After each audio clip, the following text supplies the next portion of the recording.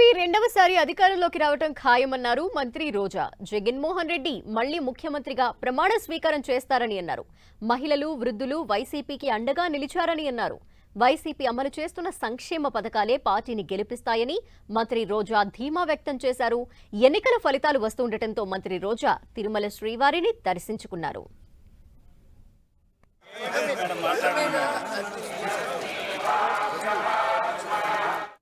ఎవరికి కావాల్సిన స్టోరీలు వాళ్ళు వండుతున్నారనేది మనం గమనిస్తూనే ఉన్నాం.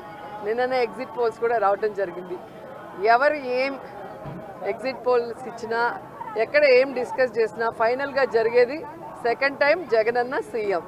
ఎందుకంటే ఈ రాష్ట్ర ప్రజలు సంక్షేమానికి, అభివృద్ధికి పట్టం కట్టడానికి రెడీగా ఉన్నారు. కాబట్టే మహిళలు, ముసలి వాళ్ళు పెద్ద ఎత్తున రాత్రి 9 అయినా కూడా ఎదురు చూసి ఓటింగ్ వేసి వెళ్ళటం మనం అందరం కూడా గమనించాం.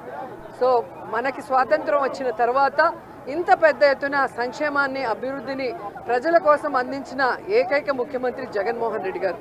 రాష్ట్రం విడిపోయి నష్టాల్లో, కష్టాల్లో ఉన్నా కూడా ప్రభుత్వ బాధ్యతగా ప్రజలకి మంచి చేయాలి, రాష్ట్రాన్ని అభివృద్ధి వైపుకు నడిపించాలి అని చిత్తశుద్ధితో పారదర్శక పరిపాలన అందించారు. కాబట్టే ఈరోజు మేమంతా కూడా చాలా కాన్ఫిడెంట్గా ఉన్నామన్న విషయాన్ని మీ అందరికీ తెలియజేసుకుంటున్నాను.